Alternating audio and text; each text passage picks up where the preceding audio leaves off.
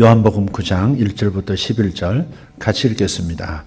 예수께서 길을 가실 때 날 때부터 맹인된 사람을 보신지라. 제자들이 물어 이르되 라삐여, 이 사람이 맹인으로 난 것이 누구의 죄로 인함이니이까? 자기니이까 그의 부모이니이까? 예수께서 대답하시되 이 사람이나 그 부모의 죄로 인한 것이 아니라 그에게서 하나님이 하시는 일을 나타내고자 하심이라. 때가 아직 낮음에 나를 보내신 이의 일을 우리가 하여야 하리라. 밤이 오리니 그때는 아무도 일할 수 없느니라. 내가 세상에 있는 동안에는 세상의 빛이로라. 이 말씀을 하시고 땅에 침을 뱉어 진흙을 이겨 그의 눈에 바르시고 이르시되 실로암 못에 가서 씻으라 하시니, 실로암은 번역하면 보냄을 받았다는 뜻이라. 이에 가서 씻고 밝은 눈으로 왔더라. 이웃 사람들과 전에 그가 거린인 것을 보았던 사람들이 이르되 이는 앉아서 구걸하던 자가 아니냐. 어떤 사람은 그 사람이라 하며 어떤 사람은 아니라 그와 비슷하다 하거늘 자기 말은 내가 그러하니. 그들이 묻되 그러면 내 눈이 어떻게 떠졌느냐. 대답하되 예수라 하는 그 사람이 진흙을 이겨 내 눈에 바르고 나더러 실로암에 가서 씻으라 하기에 가서 씻었더니 보게 되었노라. 우리는 복음을 자주 들어야 합니다. 복음의 뜻은 뭐죠? 말 그대로 기쁜 소식이죠. 복된 소식, 기쁜 소식입니다. 굿뉴스입니다. 우리는 좋은 소식을 들을 때 행복해지고 좋은 소식을 들을 때 희망이 생깁니다. 오늘 이런 서밀철 집사님의 간증, 이런 간증, 어려움 속에서 하나님의 은혜를 발견하고 또 하나님에 대해서 다친 마음이 있었는데 그러나 다시 열린 마음이 되었고 하나님에 대한 사랑과 또 하나님이 열어주실 내일에 대한 소망으로 가득 찬 이야기, 이런 이야기 들을 때 우리는 같이 행복해지고 같이 하나님 앞에 감사하게 됩니다. 그래서 우리는 좋은 이야기를 들으셔야 합니다. 복된 소식을 들어야 합니다. 이 세상에 좋은 소식들 참 많지만 하늘에서 온 좋은 소식, 즉 예수님에 관한 이야기는 끊임없이 들어야 할 줄 믿습니다. 예수님이 나의 생명이시거든요. 그분이 임마누엘로 내 안에 씨앗처럼 오셨거든요. 내 안에 오신 예수 생명, 임마누엘 씨앗은 계속 물 주고 갖고 와야 되거든요. 그래야 내 안에서 예수님이 큰 모습으로 나타나 주시거든요. 우리 예수 믿을 때 씨앗을 받은 겁니다. 예수 믿는 신앙도 받았지만 그 신앙 속에 자리 잡은 실제 예수의 생명, 생명이 풍성한 사람은 풍성한 삶을 살게 되어 있습니다. 생명이 빈약하면 빈약한 모습으로 살게 되어 있습니다. 예수 생명이 풍성해지려면 계속해서 예수님에 관한 좋은 소식을 끊임없이 들으셔야 합니다. 그러면 내 안에서 이 씨앗이 자라나고 이 예수 생명이 나의 생각, 나의 마음, 나의 감정, 나의 삶을 지배하시고 그리고 그 풍성하신 예수 생명으로 인해서 풍성한 삶이 펼쳐지기 시작하는 겁니다. 여러분 안에 예수님이 더 많이 나타나시도록 물주고 가꾸시는 여러분 되시기를 바랍니다. 오늘 말씀은 날 때부터 맹인되었던 사람이 예수를 만난 이야기입니다. 어떤 조건에 있던 사람도 예수님을 만나면 삶이 달라집니다. 어떤 수준의 나락으로 떨어졌다 할지라도 예수님을 대면하면, 예수님을 직면하면 인생이 달라지는 줄 믿습니다. 날 때부터 맹인입니다.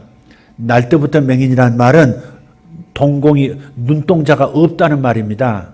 안구가 없다는 말이에요. 그래서 감겨 있는 것처럼 보이는 겁니다. 왜? 안구가 없으니까.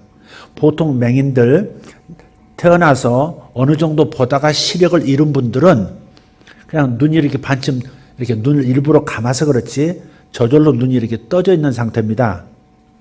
같은 청각 장애인이라도 이렇게 후천적이고 선천적에 따라서 달라요.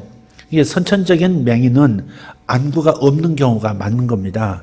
그러니까 저절로 안쪽으로 당겨지면서 감긴 것처럼 보이는 겁니다. 자, 그렇게 안구가 없는 이런 시각 장애인을 예수님께서 만나셔서 그에게 뭔가 사역을 하려고 하시는 중입니다. 그런데 그 주변에 있는 제자들이 묻습니다. 제자들이 자기 죄 때문에 저렇게 된 겁니까? 아니면 부모 죄 때문에 저렇게 된 겁니까? 자기 죄로 저주받은 겁니까? 부모 죄 때문에 저주받은 겁니까? 이렇게 묻는 겁니다. 율법의 시각, 구약의 시각으로는 그렇게 묻는 것 이해가 됩니다. 이해가 됩니다.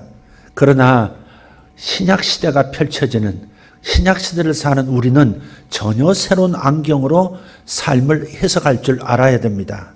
시야가 달라져야 돼요. 예수의 안경을 써야 합니다.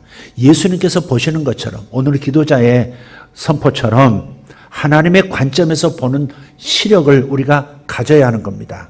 주님께서 제자들의 율법적 시각, 구약의 시각을 바꿔주고 계세요. 시각 교정을 해주시는 겁니다.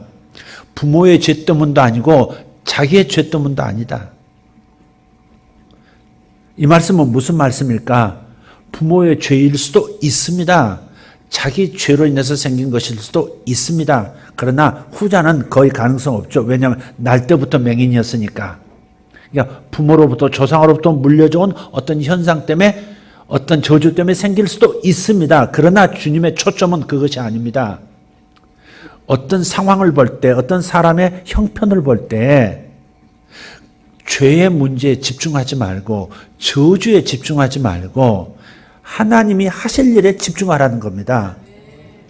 죄의 문제에 집중하면 지적이 나오고 다른 사람의 허물에 집중하게 되면 그러면 쓴뿌리가 나오는 겁니다. 그래서 주님께서는 죄에 집중하지 말고 죄의 결과인 저주에도 집중하지 말고 이 어떤 상황에도 불구하고 복음의 능력은 이 모든 것을 다 덮고 더 아름답게 만들 수 있는 하나님의 복음의 능력에 집중하라는 겁니다. 할렐루야. 똑같이 있으면서 예수님의 능력에 집중하지 못하고 그저 현재 상태에 집중하면 이것은 하나님의 능력을 경험할 수 없는 길을 선택하는 겁니다. 그래서 우리는 복음에 집중하고 예수님에게 집중해야 하는 겁니다. 현실에 집중한다고 해서 똑똑한 게 아닙니다. 현실을 정확하게 파악했다고 해서 지혜로운 게 아닙니다. 나사로의 무덤 앞에서, 아니 오라비의 무덤 앞에서 두 자매가 예수님에게 자신의 믿음 없음을 보여요. 나사로가 죽은 지 나흘 만에 주님이 찾아오셨어요. 이미 통보는 이미 오래전에 했어요. 숨이 끊어지기 전에 예수님 빨리 오셔서 고쳐달라고. 가까운 데 계신 걸 알았거든요. 근데 예수님 일부러 늦게 가셨어요. 나사로가 죽었어요. 그리고 죽은 지 나흘이 되는 날에 주님 도착하신 거예요. 초상집이죠. 모두가 눈이 퉁퉁 부어 있습니다. 그때 마르다가 얘기합니다. 늦게 오셨네요. 늦게 오셨네요. 이렇게 얘기합니다. 요 단어를 이렇게 쓰진 않지만 죽은 지 나흘이 되었나이다. 늦게 오셨네요. 원망을 슬쩍 담아서 왜 이제 오셨어요? 그렇게 얘기하는 겁니다. 그 여동생 마리아가 또 무덤 앞에서 얘기합니다. 나사로를 어디에 두었느냐? 오라비 어디에 두었느냐? 물었을 때 대답합니다. 이제 냄새가 납니다. 중동 지방에서 사람이 죽으면 벌써 하루 지나면 냄새 나죠. 근데 나흘이 됐으니까 벌써 부패하기 시작한 냄새가 무덤 바깥으로 막 나오는 겁니다. 옛날에 매장형이 아니거든요. 안치형 굴파가지고 그냥 1년 동안 시신을 그냥 안에다 안치하거든요. 1년 지나면 살이 썩어서 없어지고 2년 지나면 완전히 없어지고 백골만 남아요. 그러면 백골 수습해서 따로 보관하는 겁니다. 그게 이스라엘의 이 장례 방식입니다. 그런데 죽은 지 나흘이 돼서 이제 냄새까지 납니다. 이제 와서 무슨 소용이 있습니까? 그렇게 말하는 겁니다. 예수께서 뭐라 그러세요? 두려워하지 말고 그냥 안내하라. 그렇게 말씀하시죠. 그리고 나사로를 살리셔요. 그러니까 그 장면에서 보면 마르다나 마리아나 이 두 자매는 현실을 집중하는 겁니다. 현재 상태를 집중하는 겁니다. 현재 상태에 대해서 정확한 거예요. 그러나 예수님은 무덤 앞에서 뭐라고 하십니까? 감사하나이다. 하나님 아버지 제 말을 항상 들어주시니 감사하나이다. 그렇게 얘기했어요. 감사는 어디서 나와요? 믿음은 어디서 나와요? 현실을 보는 데서 나오지 않습니다. 하나님을 보는 데서 믿음이 나오는 겁니다. 현실을 정확하게 본다고 착각하지 마십시오. 하나님의 현실은 그 상태가 아닙니다. 하나님을 만난, 하나님이 터치한 인생은 전혀 다른 인생이 곧바로 되는 겁니다. 그러니 하나님의 관점에서 현실을 볼 수 있어야 합니다. 현실을 제대로 보긴 보되 그러나 그 너머에 하나님의 손을 볼 수 있는 사람들, 그게 그리스도인의 눈이어야 하고 신약의 눈입니다. 우리는 자꾸 배우자의 현실을 정확하게 봅니다. 자식의 현재 상태를 정확하게 봐요. 그러나 거기에는 능력이 나타나지 않습니다. 거기에는 하나님의 손길이 드러나지 않습니다. 예수님처럼 현실을 정확하게 보는 것을 넘어서 하나님이 보이는 것, 거기에서 기적이 일어나는 겁니다. 여러분, 어떤 상황에서도 하나님이 보이기를 바랍니다. 어떤 상황에서도 하나님이 나타나시기를 바라요. 여러분의 믿음의 눈으로 보기 시작하면 거기에서 하늘 환경이 펼쳐지기 시작하고 땅의 현실은 다른 현실로 계절이 바뀌어버리는 겁니다. 이걸 꼭 기억해야 합니다. 제자들은 현실을 정확하게 진단하려고 한 겁니다. 자기 죄 때문입니까? 부모 죄 때문입니까?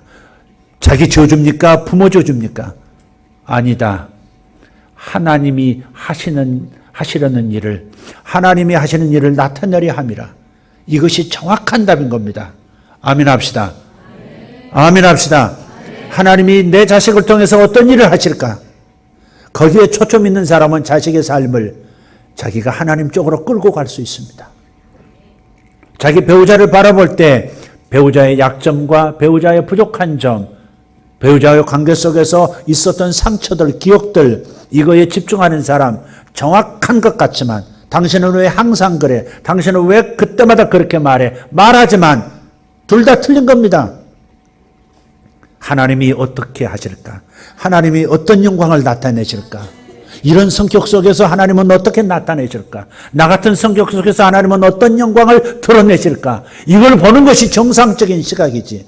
나머지는 맹인인 겁니다. 지금 여기서 맹인을 보고 계시고 맹인을 치유하시지만 주님은 불특정 다수의 주변 모든 맹인된 사람들의 눈을 띄워주기 위해서 한 맹인을 선택하신 겁니다. 제자들이 눈이 닫혀 있는 겁니다.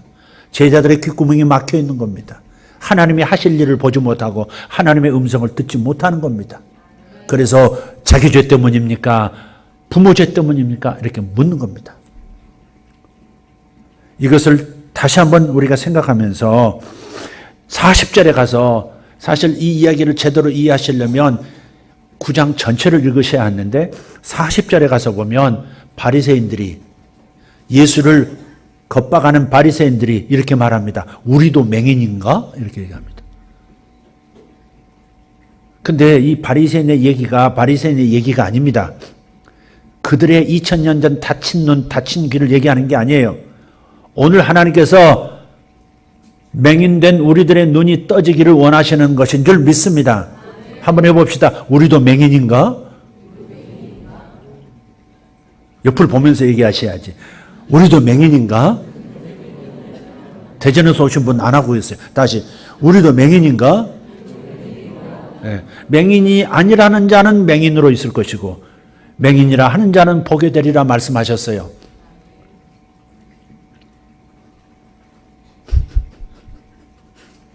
대전 분발하기 바랍니다. 눈동자가 없는 맹인일 가능성이 아주 많은데, 근데 그래서 주님께서요 침을 뱉습니다. 그 앞에서 퇴퇴. 여러분, 진흙을 이겨서, 이게 안구가 없기 때문에 주님은 진흙을 이겨가지고요 이렇게 겉에다 바르는 게 아닙니다. 흙 한 줌 집어가지고 퇴해가지고 이렇게 해서 이렇게 발라주고 끝내신 게 아니고요. 바르시니라 이렇게 되어 있지만 사실은 진흙 덩어리를 벌려서 밀어 넣으신 겁니다. 이게 언어적으로 보면.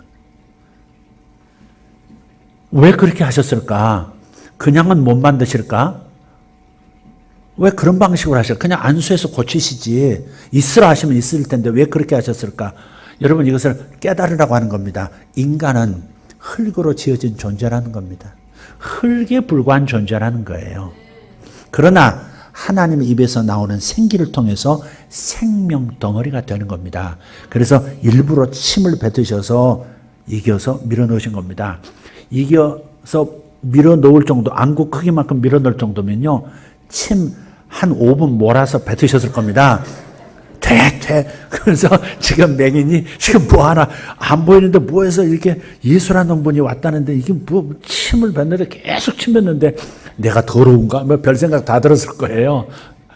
침을 이렇게 막 뱉어가지고 또 앞서 뭐 이렇게 부시럭부시럭 소리가 나요. 근데 갑자기 차가운 느낌 들면서 자기 눈 안에 이게 진흙을 밀어 넣는 겁니다. 이게 의학적으로 보면 이게 보통 심각한 일이 아닙니다. 당장 경찰 출동합니다. 그런데 주님께서 그렇게 하시고요. 그렇게 하시고 실로암에 가서 씻으라 그러십니다. 실로암에 가서 씻으라. 실로암은 보냄을 받았다 그런 뜻입니다. 보냄을 받았다. 이게 왜 또 실로암까지 보내셨을까? 보냄을 받았다는 그 연못으로 그 물가로 왜 보내셔서 씻으라고 하셨을까? 지금 여러 가지 이유가 있을 겁니다. 이유가 있는데, 그러나 예수님 자신이 누구인가를 알리시는 겁니다. 그가 실로암에 가서 눈을 씻고 나면 눈이 떠지고 안구가 생긴 걸 발견할 거예요. 세상이 열리는 겁니다. 그때 왜 실로암으로 가서 씻으라고 하셨을까? 왜 나를 보내셨을까를 생각하다가, 아하, 우리 이스라엘 민족이 그토록 수천 년간 기다려왔던 구세주 메시아가 바로 이분이구나. 하나님이 보내신 메시아가 저분이셨구나. 이걸 깨닫게 하려고 하시는 거죠. 어쨌든 주님께서 여러 가지 이유로 그렇게 하신 겁니다. 자, 예수님께서 죄에 대한 시각교정을 하신다 말씀했어요. 남의 죄에 집중하지 말고 하나님의 영광에 집중하라고 말씀했어요. 그런데 이것이 잘 안 돼요, 여러분. 잘 안 됩니다. 진짜 정말 깨어있는 마음 가지고 정말 자신의 마음을 살피면서 우리가 살아가지 않으면 계속 눈이 감겨오는 겁니다. 귀가 막혀오는 거예요. 그래서 순종하는 마음 가지고 시각교정 받으시기를 예수 이름으로 축복합니다. 절대 정죄에 빠지셔서는 안 돼요. 특히 자기 정죄에 빠지시면 안 됩니다. 자기 정죄가 있고 남의 정죄가 있는데요. 자기 정죄가 깊은 사람은 남도 정죄를 잘합니다. 제가 그런 사람이었거든요. 제가 너 왜 이렇게 부족하냐? 너 왜 이렇게 못하냐? 너 왜 이렇게 못났냐? 왜 다른 애들보다 못하니? 이런 말을 많이 들었거든요. 한동안은 잘한다만 들었어요. 6학년까지. 중학교를 떨어지고 난 다음부터 아버지의 대우가 달라졌는데 하는 것보다 못하는 사람이 되고 만 겁니다. 그리고 청소년기까지 계속 못한다. 계속 아버지 눈만 의식하고 살았죠. 그러니까 살살 눈치 보고, 그러니까 자기 정죄가 심한 거예요. 제가 목사가 되겠다고 신학교까지 가고 정장 목사 안수를 받을 때는 안 하고 싶은 거예요. 안 받고 싶은 거예요. 왜? 내가 너무 부족한 사람이기 때문에. 나 같은 사람이 어떻게 목사가 될 건가? 자기 정죄에 빠져서 도저히 일어설 힘이 없는 겁니다. 그런데 그 상처가 단순하게 다른 사람이 장성한 나에게 그래서 그런 게 아니에요. 어려서 각인된 그것이 끊임없이 내 안에서 리마인드 되는 겁니다. 계속해서 생각하고 나는 없다, 나는 부족하다, 나는 할 수 없다, 나는 못났다, 다른 사람에 비해서 못한다. 나는 작심삼일이다. 뭐 기타 등등 너무 못난 구석만 너무 감정 안에 깔려 있으니까 이게 도저히 목사를 할 수 없는 거예요. 개척하자고 누군가가 나를 그렇게 좋게 보고 그렇게 모든 사람들이 밀어주겠다고 그러는데도 개척 안 하겠다고 그랬던 사람이 저거든요. 자기 정죄에 빠지면 그렇게 돼요. 근데 이 자기 정죄에 빠진 걸로 자기 삶이 무너지는 것만으로 문제가 정리되는 게 아닙니다. 자기 정죄가 심한 사람은 남도 정죄하기가 쉬워요. 자기 입에 누구 이렇게 자꾸 나오는 것은 그것은 자기가 자기를 정죄하는 면이 있는 겁니다. 그래서 기도할 때도 지나치게 자기를 들여다보지 말라는 거예요. 자기를 들여다본다고 해서 자기가 다른 존재가 되는 게 아닙니다. 지난주에 우리가 화 있을진저 하면서 주님께서 6번 이사야를 통해서 이스라엘에게, 유다에게 화 있을진저 한 대목이 있죠. 그들이 범하는 실수와 죄와 허물들에 대해서 들으셨죠. 그러나 여러분이 거기에 저촉된다 할지라도 그 문제를 들여다본다고 해서 그 문제에서 벗어나는 게 아닙니다. 오히려 예수를 바라볼 때 변화가 되는 겁니다. 광야에서 사막의 그 불뱀에게 물려서 죽어갈 때 주님은 이런 처방을 쓰셨죠. 모세에게 말씀하셨어요. 구리뱀을 만들어서 장대에 높이 달아서 뱀에게 물린 사람은 다 보게 하라. 그러면 다 살아날 것이다. 죽지 않을 것이다. 자기 질병에 집중하지 않고 자기 연약함과 자기 죄에 자기의 허덕이는 모습에 집중하지 않고 예수께서 나를 위해서 십자가에서 죽어주시고 대신 저주받아 주시고 나를 희망 있는 사람으로 새 사람으로 만들어주신 거에 집중하라는 겁니다. 그러면 자기 병에서 자기 질병에서 자기 허물에서 자기 습관에서 자기 죄에서 벗어날 수 있다는 겁니다. 죄를 지적받았다고 해서 이게 있구나 아는 것으로 끝나고 그런 다음에는 어떻게 해야 합니까? 예수를 바라보는 겁니다. 급류가 흘러가고 있는데 그 급류 속에서 그 어떤 수영을 잘하는 사람도 잠깐 버티다가 다 휩쓸려서 폭포수 아래로 떨어져 죽고 마는 상황인데 끝까지 자기가 이 물길을 이겨볼 수 있다고. 그렇게 몸부림하는 사람은 결국 떨어져 죽지만 위에서 내린 구조의 사다다리를 잡는 사람은 사는 겁니다. 위에서 내려온 예수 그리스도를 붙잡는 사람, 예수를 바라보는 사람이 맹인에서 벗어나는 것이고 귀머거리에서 벗어나는 것이고 온갖 마음의 질병에서 벗어날 수 있는 겁니다. 처방은 예수인 것이지 예수가 복음이지 내 힘이 복음이 아닙니다. 내가 할 수 있다고 하는 자신감이 기쁜 소식이 아닙니다. 이건 절망입니다. 이것 때문에 자주 어려움에 빠지는지도 몰라요. 자기 힘을 의지할 때 자꾸 실패하죠. 결국은 실패하고 또 실패하죠.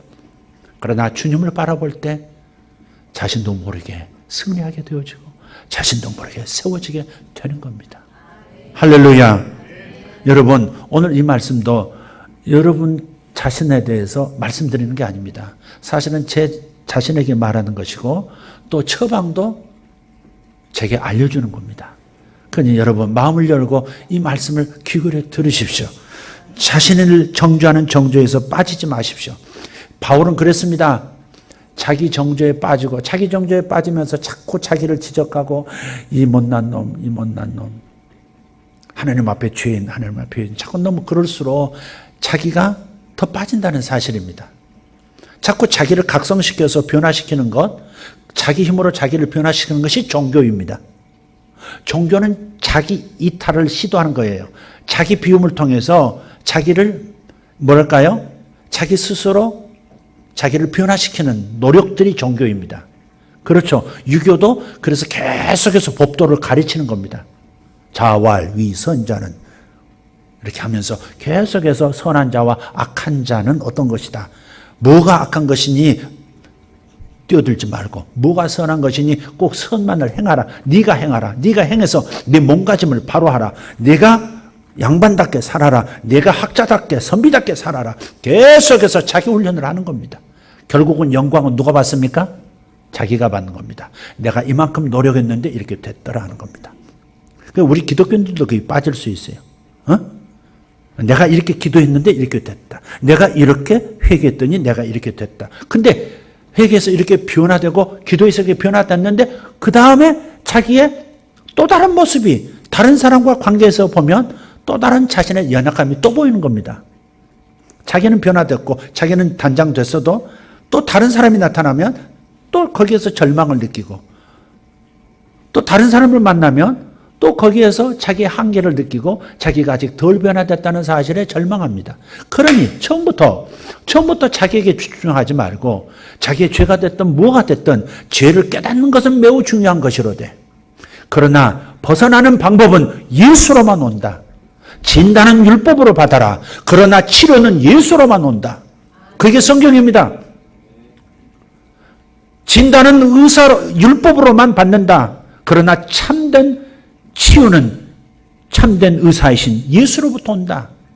할렐루야. 율법을 통해서 죄를 거울처럼 점검받고, 그리고 치료는 어디 가서 받는다? 예수에게 가서 받는다.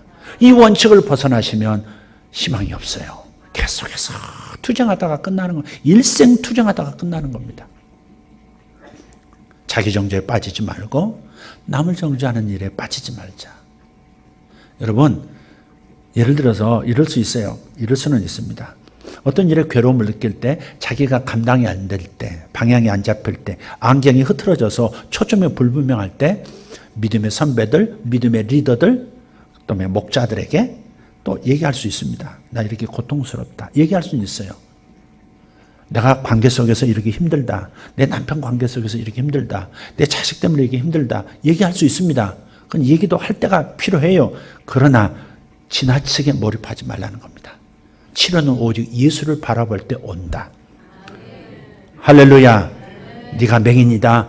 부모 때문에 그랬다. 나 때문에 그랬다. 계속해서 문제를 파고드는 데서 치료가 오는 게 아니라 예수를 만나는 데서 치료가 오더라. 할렐루야. 아멘. 자, 그래서 우리가 옛 본성과 싸우는 것이 아니라 새 본성에 집중하라. 그게 이제 사실 로마서 말씀이에요. 믿음으로 하지 않는 모든 게 죄입니다. 로마서 14장 23절을 보시면 믿음으로 하지 아니한 모든 것이 죄니라. 다시 믿음으로 하지 아니한 모든 것이 죄니라. 그러니까 믿음으로 한 것만 하나님 앞에 의롭다함을 받는 겁니다. 예수를 믿을 때 믿어서 구원 얻는 것, 의롭다함을 받는 것만이 아니라 우리 삶에서 믿음으로 하지 않는 모든 것이 죄라는 겁니다. 그러니까 우리가 나 자신을 변화시키고 주변 사랑하는 사람들을 변화하도록 도와줄 때 생각할 것은 뭐냐면, 예컨대 이런 겁니다. 예를 들면 주님께서 이렇게 말씀하셨거든요. 내가 너를 이미 새 피조물로 만들었느니라. 이전 것은 지나갔으니 보라 새 것이 되었도다. 그러셨거든요. 새로운 예수님이 들어오셔서 새 본성이 생긴 거예요. 아멘?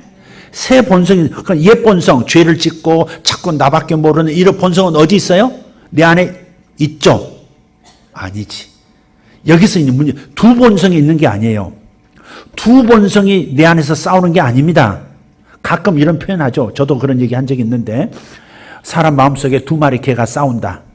흰 개가 있고 검은 개가 있는데 어느 쪽이 이기겠냐? 먹이를 많이 주는 쪽이 이기고 굶기는 쪽이 진다. 근데 그걸 이렇게 해석해버리면 안 된다 이 말이죠. 사람 속에 두 본성이 있다. 하나님을 사랑하고 하나님의 뜻대로 살고자 하는 본성, 그 예수 생명이 내 안에 있는과 동시에 옛날 자꾸 죄 짓고 싶고 그런 본성이 또 있다고 생각하는 겁니다. 성경은 그렇게 말하지 않습니다. 십자가에서 옛사람을 못 박으셨다고 말씀하는 거예요. 중요한 것은 현실을 본다는 게 문제가 있는 겁니다. 나를 보니까 또 죄를 짓고, 나를 보니까 결심했는데 작심삼일이고, 또다시 하나님 뜻에 어긋나는 삶을 걷고 있는 나 자신이 보인단 말이에요. 이 눈이 누구 눈이에요? 마르다와 마리아 눈이에요. 냄새납니다. 죽었습니다. 희망이 없습니다. 가능성이 없습니다. 그런 메시지가 내 안에서 들려지는 거예요. 그게 현실이에요, 아니에요? 현실이에요. 사실이에요. 자주 넘어지잖아요. 응? 자주 넘어지시잖아요. 요즘 세습 얘기 나와요. 그 세습이라는 단어를 별로 좋아하지 않습니다. 그러나 세습 하나 놓고 천이면 천 사람이 다 다른 생각을 하더라고요. 이렇게 물어보면 전부 자기 관점으로 전부 자기 판단을 이미 내렸어요. 자기가 다 판단을 하고 있는 겁니다. 지금. 가까이 있는 본인도 아니면서. 지금 이 나라 안에 있는 모든 사람들이 그렇게 생각하는 겁니다. 어쨌든 간에 제가 그 말씀을 드리려고 하는 게 아니고, 여기서 보시면 하나님께서는 옛사람을 십자가에 못 박았느니라 그러셨어요. 그럼 죽었다고 믿으라 이 말이죠. 죽었다고 믿어. 옛사람을 죽이려고 싸우지 말고, 옛 본성과 싸우지 말고 옛 본성이 죽었음을 믿고 받아들여라. 그러면 옛 본성이 힘을 잃어버린다. 나타나지 않는다 그 말이에요. 새 본성에게 집중하라. 내 안에 계신 예수님, 내게 주신 새 생명, 내게 주신 새 성품, 여기에 집중하라. 여기에 집중하고 이것을 묵상하라. 그러면 새로운 삶을 살 수 있다. 선하게 살 수 있고, 사랑으로 살 수 있고, 온유하게 살 수 있고, 이해하며 살 수 있고, 도우며 살 수 있고, 살 수 있다는 겁니다. 내 안에 계신 예수가 희망이지, 내 자신이 나와 싸우는 것이 희망이 아니다 이 말이죠. 보라, 새 피조물이 되었도다, 새 것이 되었도다 했으면, 새 것이 되었다는 말씀을 믿고 행하는 것이 의로운 것이지, 새 피조물이 되려고 하는 것이 의로운 게 아니에요. 어떻게 보면 새 피조물이 되려고 노력하는, 예수 믿는 사람답게 살려고 노력하는 것이 의의가 아니고, 하나님이 원하시는 것은 예수로 살기를 원하는 거기 때문에 내 안에 계신 예수님에 집중하고 내 안에 계신 예수의 성품에 집중하면, 새 피조물이 된 것을 집중하면 새 피조물답게 살 수 있는 본성이 나타나기 시작한다 이 말이에요. 여러분의 시야를 어디다 둘 것인가를 오늘 결정하십시오. 맹인으로 계속 살 것인지 아니면 눈뜬 자로 살 것인지, 의롭게 되려고 하지 말고 의롭다 하신 것을 믿으십시오.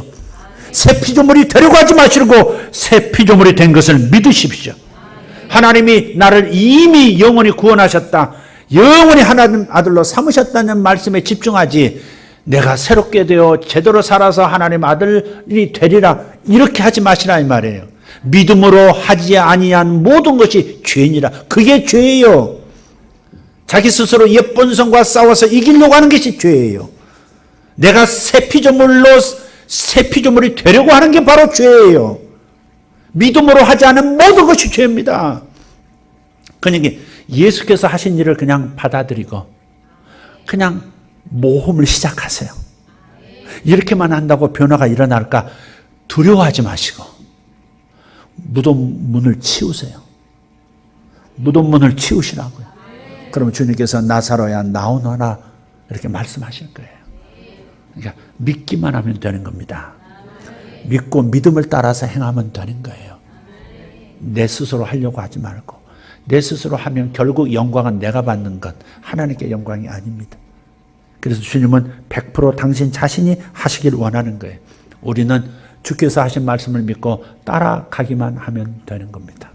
이것이 복음입니다. 그리고 이 복음을 날마다 누리셔야 합니다.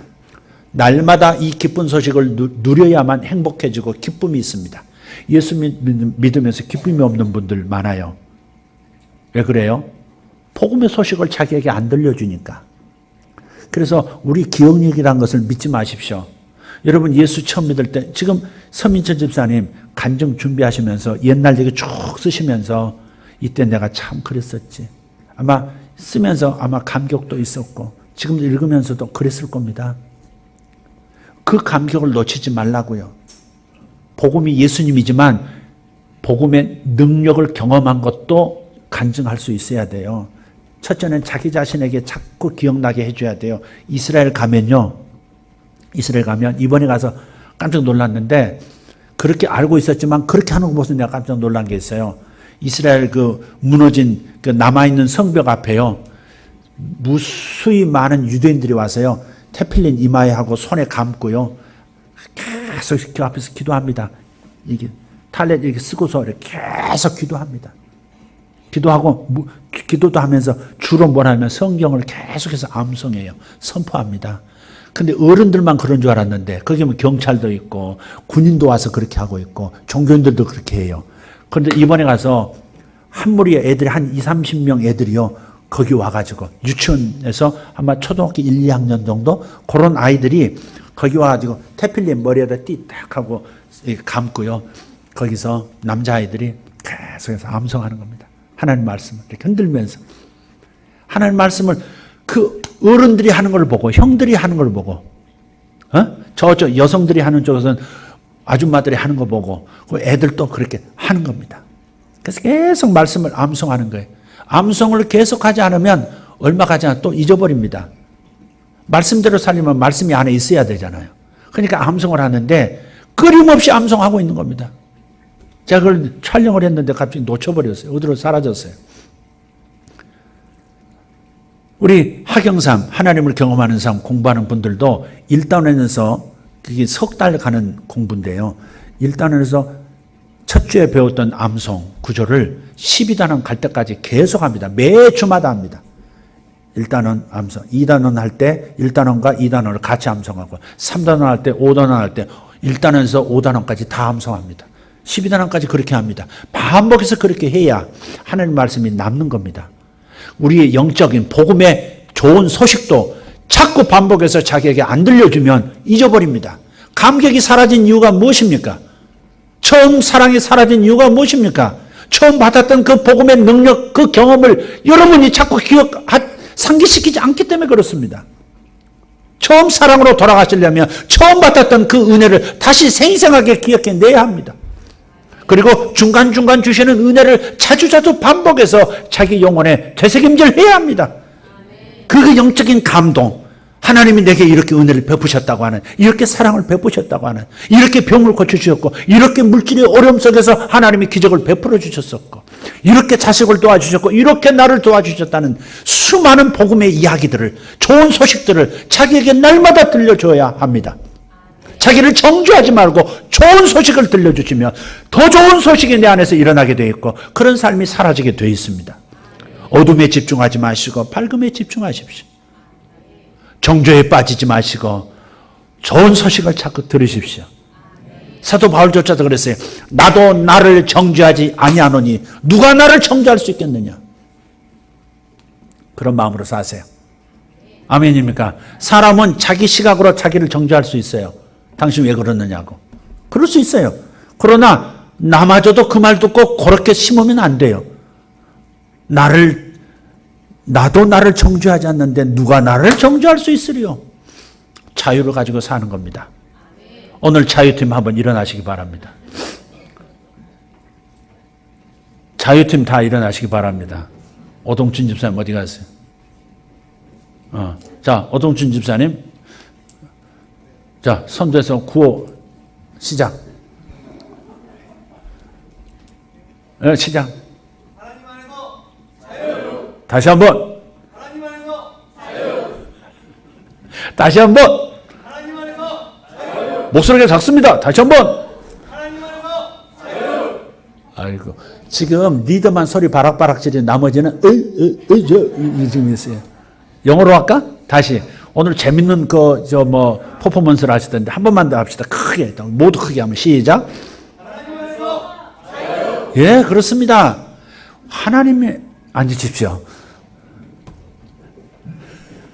이제 자유하십시오. 정말 자유. 하나님 안에서 자유를 얻습니다. 절대 현실 안에서 자유 없습니다. 예수에게 집중하십시오. 좋은 소식만 들으십시오. 자신에게 자꾸 간증해 주십시오. 그것이 여러분 살 길입니다. 할렐루야. 아멘. 그리고 여러분이 다른 사람에게 자기 경험을 얘기해 주십시오. 복음 전하라고 전도하라 그러면 얼마나 어려워하는지 몰라요. 당신이 죄인입니다. 당신은 지옥 가게 되어 있습니다. 셋째, 예수께서 당신을 위해서 죽어주셨습니다. 넷째, 이 예수를 믿으시면 구원받습니다. 지금 영접하시겠습니까? 이거 말고 이거 하라는 게 아니고 복음의 능력을 경험한 그 경험 이야기를 해주라고요. 그게 복음은 아니지만 복음의 능력을 소개하는 거니까. 그럼 누가 그걸 줬어? 예수를 찾게 돼 있다 이 말이죠. 그러니까 여러분 안에서 하나님을 경험했던 이야기를 끊임없이 다른 사람에게 얘기해 주는 것은 자연스럽지 않냐 이 말이죠. 누가 세습 얘기하거든. 세습이 뭐예요? 난 그런 거 몰라요. 맹인이 했던 말처럼 얘기해야 됩니다. 세습이 죄인지 아닌지는 나는 모르겠어. 그러나 내 눈이 떠진 것은 분명하요. 이렇게 얘기하라 이 말이에요. 지금. 이 맹인이 치유받고 나서 바리새인 앞에 가서 한 말이 그겁니다. 안식일에 병을 고친 거 보니까 그는 죄인이야. 죄인이 어떻게 또 눈을 고칠 수 있어? 그러니까 어떻게 고쳤는지 바로 말하란 말이야. 지금 이렇게 얘기하는 거거든요. 지금 말이 되는 얘기입니까? 예수님은 고쳐주셨잖아요. 그래서 예수가 이렇게 침뱉다가 이렇게 해줬다고 얘기를 했어요. 그랬더니 안식일에 고쳤잖아. 안식일을 범한 사람은 죄인이야. 죄인에게 하나님이 역사하실 리가 없어. 그러니 네 눈이 떠진 것은 예수가 뜬 게 아니라 어디서 온 거야? 다시 말해봐. 바로 말해봐. 지금 이러고 있는 거예요, 지금. 하여간 바리새인들. 근데 우리 바리새인들이 다 있거든요. 어쩌면 딱 보면서 한눈에 판단을 다 해요. 한눈에 판단을 해. 어쩌면 그렇게 예리한지 몰라. 어쩌면 그렇게 사람을 잘 보는지 몰라. 이 사람은 이런 사람이군, 저 사람은 저런 사람이군, 아, 이 사람은 물건이군, 아, 이 사람은 골치 아프군. 이거 말이죠. 주여, 눈을 띄워 주시옵소서. 그래서 항상 간증. 여러분이 복음을 증거한다는 것은 간증하시면 돼요. 증인이란 말은 하나님을 경험한 얘기 해주라고요. 서민철 집사님, 나 피눈물 났었다 그때. 와이프 속이고 내가 마이너스 통장 해가면서, 근데 하나님이 이렇게 또 해주시더라. 그런 얘기 하란 말이에요. 근데 거기에서 탁 이렇게 하나님께서 저런 말을 사용하신다고요. 저런 말을 사용하신다고요. 내가 공부 제대로 한 때는 초등학교 뭐 초반하고 유치원 때가 제일 공부 많이 한 것 같아. 그러면 이상하게 그런 말을 들어야 할 사람이 주변에 있습니다. 이상하게 유치원 때 외에는 공부를 그냥 초등학교 절반을 그냥 땡땡이 이런 사람들이 그 주변에 꼭 있어요. 그러면서 나도야 그러면서 이렇게 같이 묻어서 이렇게 주님께로 또 온다고요. 그러니까 여러분이 복음 전하고 전도하는 것을 어렵게 생각하지 말고 여러분을 만나주신 하나님 그 이야기, 오죽하면 설교보다도 간증 얘기를 더 사모하면 기다릴까? 주여, 쓴뿌리 되지 않게 도와주시옵소서.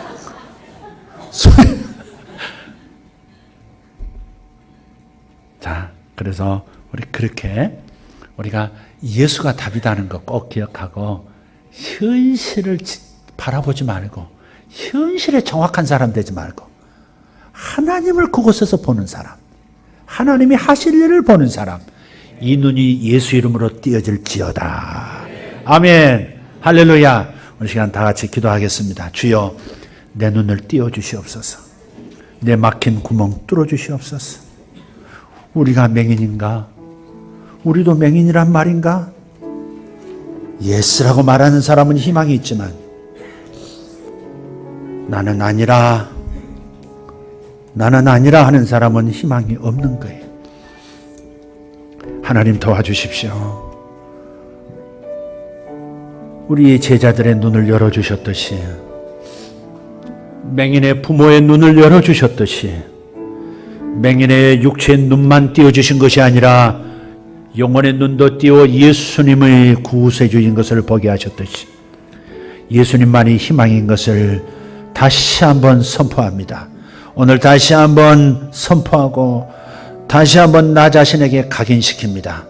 하나님, 나를 구원해 주신 그 이야기, 나에게 은혜를 주셨던 그 많았던 이야기들이 다 어디로 갔나이까? 어찌하여 망각의 저 바다로 다 던져버렸나이까? 그리고서 희망 없는 얼굴로, 기쁨 없는 얼굴로 이렇게 살아가는 것입니까? 주님 도와주십시오. 주님을 처음 만났던 그 이야기, 그 현장을 다시 생생하게 보게 해 주십시오. 예수께서 부활하신 다음 지치고 낙심하고 좌절한 제자들을 다시 갈릴리에서 만나셨던 까닭을 오늘 깨닫습니다. 처음 주님을 만났던 그 감격을 다시 되살리게 하시려고 부활하신 다음 다시 갈릴리에서 만나자고 하셨던 주님의 뜻을 오늘 다시 한번 깨닫습니다. 주님을 만났던 이야기들로 돌아가게 해 주시옵소서. 그러면 주님을 더 만나는 역사가 있을 줄 믿습니다. 아버지, 나에게 집중하지 말게 하시고 사람에게 집중하지 말게 하시고 하나님을 보게 해 주시옵소서. 그 가운데서 사람을 보지 말고 예수님을 보게 해 주시옵소서. 거기에 희망이 있고 거기에 능력이 있나이다. 하늘문이 거기서 열리는 줄 믿습니다. 통성으로 기도합시다. 하나님 감사합니다. 오늘 우리에게 하나님 이 맹인됨을 말씀하시고 아버지 눈이 열리라고 말씀해 주시니 감사합니다. 아버지, 하나님 만난 경험을 얘기하지 않는 이 벙어리에게, 이 영적 벙어리에게 달리다굼 열리라고 말씀해 주시옵소서. 달리다굼 열릴지어다. 달리다굼 열릴지어다. 눈이 열리고 귀가 열리고 입이 열리는 역사가 있게 하여 주시옵소서. 아버지, 육신으로 살지 말게 하시고 영으로 살게 해 주시옵소서. 현실을 정확하게 보지 말게 하시고 현실을 정확하게 보는 것을 넘어서 하나님을 보게 하시고 하나님이 하실 일을 보게 하여 주시옵소서. 거기에 기쁨이 있고 거기에 평안이 있고 거기에 만족이 있는 줄 믿습니다. 위대하신 하나님 감사합니다. 아버지, 우리의 눈을 열어주시옵소서. 깊이 깨닫게 해주시옵소서. 귀를 열어주시옵소서. 깊이 듣게 해주시옵소서. 아버지, 입을 열어주시옵소서. 간증하게 하시고 증거하게 하시고 전도가 되게 하여 주시옵소서. 살아계신 하나님 감사합니다. 나를 만나주신 그 감격스러운 이야기, 나를 만나주신 그 이야기가 세상에 필요합니다. 하나님, 아버지, 나의 삶에서 만나주신 이야기가 세상의 전설이 되게 하여 주시옵소서. 나를 만나주신 그 이야기가 세상의 큰 기쁜 소식이 되게 하여 주시옵소서. 입을 벌리게 하여 주시옵소서. 입을 벌리게 하여 주시옵소서. 감사합니다. 살아계신 하나님 감사합니다. 위대하신 하나님, 아버지, 내 육신을 떠나 내 육신을 내려다보는 영혼이기를 원합니다. 기도하는 나를 내려다볼 수 있는 눈을 주시옵소서. 그리고 내 눈을 들어 주변을 바라보게 해 주시옵소서. 기도하는 나를 바라보게 하시고 사랑하는 형제자매들, 내게 붙여주신 지체들을 보게 하시옵소서. 주님, 지체들을 볼 때에 그들 뒤에서 하나님이 하시고자 하는 일을 보게 하여 주시옵소서. 그리고 그 하나님의 손길을 보며 하나님의 의도를 깨달으며 미소 짓는 내가 되게 해 주시옵소서. 나를 내려다보시는 주님, 나도 주님과 함께 나를 내려다봅니다. 내 힘으로 나를 이길 수 없고 내 속에서 역사하는 죄의 힘들을 다스릴 수가 없나이다. 죄와 싸워봤자 평생 지고 이기고를 반복하는 나날들일 뿐, 죄의 힘에서 완전히 벗어나는 것은 나와 함께 계시는 주님을 바라볼 때 생기는 것임을 믿습니다. 주여, 이 영안을 열어 주시옵소서. 영안을 열어 주시옵소서. 예수님의 이름으로 기도하옵나이다. 아멘.